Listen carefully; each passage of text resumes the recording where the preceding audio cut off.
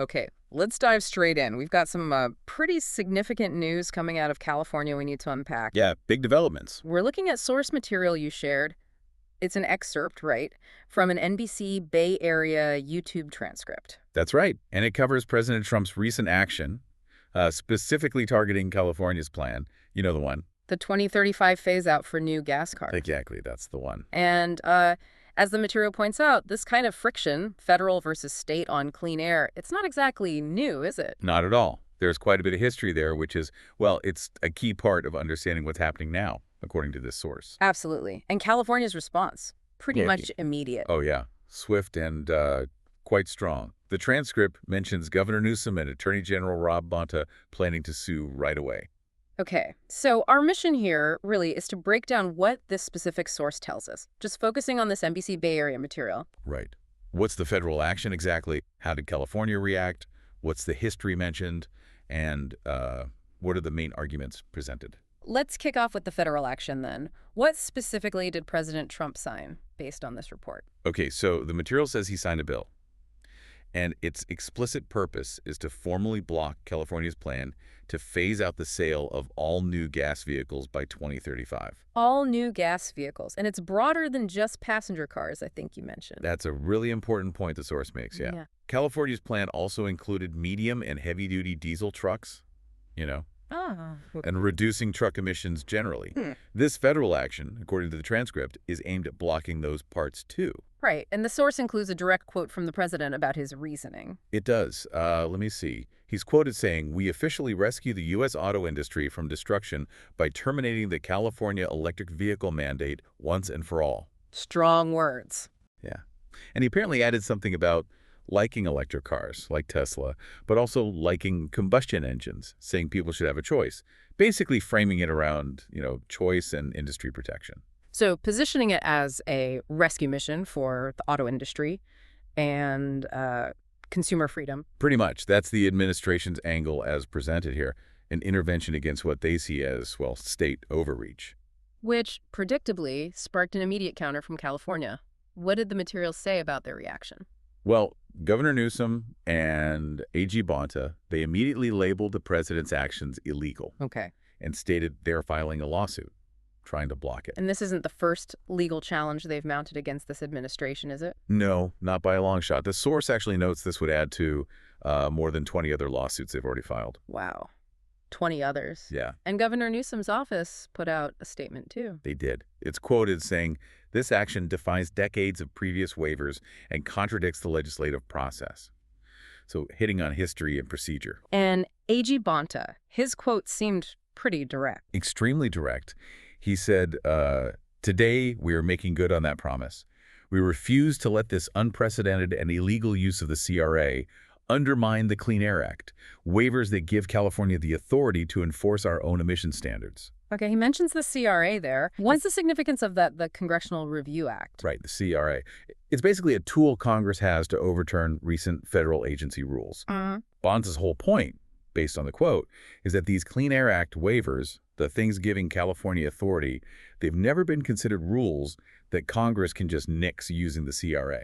Not under any administration, he emphasizes, Democrat or Republican. I see. So he's challenging the fundamental legal mechanism they're using. Exactly. He's saying the tool doesn't fit the job, legally speaking, that it's an unprecedented and illegal use of the CRA. That really underscores the historical angle California is taking. And the source material mentions this history goes way back. Oh, yeah.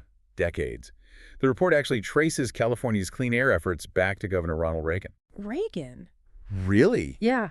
Apparently, he established the California Air Resources Board, CAR, you hear about them all the time, and signed the state's groundbreaking Clean Air Act. Huh.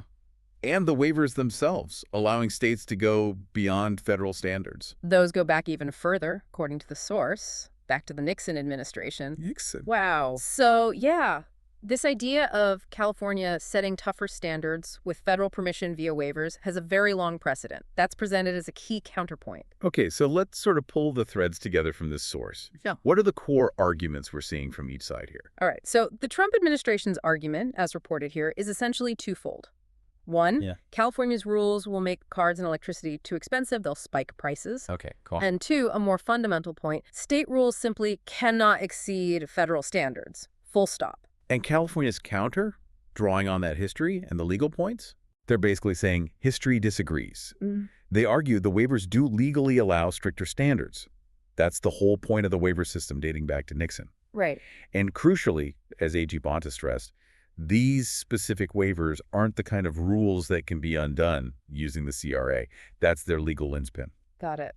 Now, stepping back a bit, the report also puts this whole thing in a bigger environmental context, doesn't it? Mentions emissions. It does, yeah. It cites an EPA statistic. Says transportation is responsible for about a quarter of all U.S. greenhouse gas emissions. A quarter? That's significant. It is. Puts the focus on vehicles into perspective. And I think there was a brief mention of health impacts, too. Just briefly, yeah. The material sort of touches on the health effects of emissions and general air pollution. Mentioned some U.S. cities report high impacts, though it doesn't list them specifically. Just brings health into the picture. Okay. So what we're really seeing here, based purely on this source material, is this direct clash, isn't it? A federal government move using a specific tool, the CRA. Right, attempting to override a state's authority. An authority California claims it's held for decades regarding vehicle standards. And that move is met instantly with a legal fight back from the state. Immediately. And they're grounding their fight in that long history, the specific legal nature of Clean Air Act waivers, and decades of precedent. So why should this matter to you, listening? Well, as this source lays it out, it's about more than just California or car rules, really. Absolutely. It gets at those fundamental questions. Federal power versus state power. Where do environmental regulations go from here? What does it mean for the auto industry? And for you personally, potential costs for cars, for energy, Yeah. and, the basic quality of the air we all breathe. These are big picture issues wrapped up in this legal battle. And it's worth remembering, as the source itself notes, this kind of push and pull, this tension. It isn't new. States, often California, pushing for tougher environmental rules, meeting federal resistance or differing standards. Right. It does make you wonder, doesn't it? What does this ongoing dynamic actually mean for the speed of transitions? Yeah. Like the big shift to electric vehicles everyone talks about. Yeah.